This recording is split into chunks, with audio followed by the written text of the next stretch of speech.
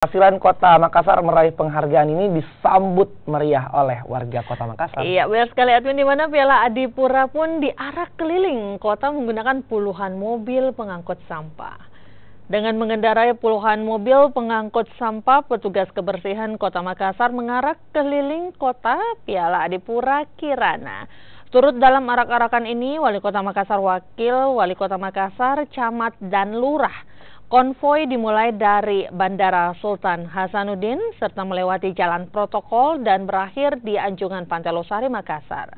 Selain sujud syukur, Ramdan Pumanto juga mengajak warga Makassar untuk tetap menjaga kebersihan. Makassar sendiri meraih Piala Adipura untuk ketiga kalinya secara berturut-turut. Raihan ini juga menjadi motivasi bagi pemerintah kota untuk lebih meningkatkan pelayanan kebersihan dan menjadi penghargaan bagi para pekerja kebersihan. Kita semua, bukan kerjanya wali kota saja, tapi kerja kita semua. Kerja SKPD, pejuang-pejuang kebersihan di bawah. Inilah semua hasilnya yang insya Allah tahun depan kita harus targetkan kita mendapat Adipura Kencana. Bisa?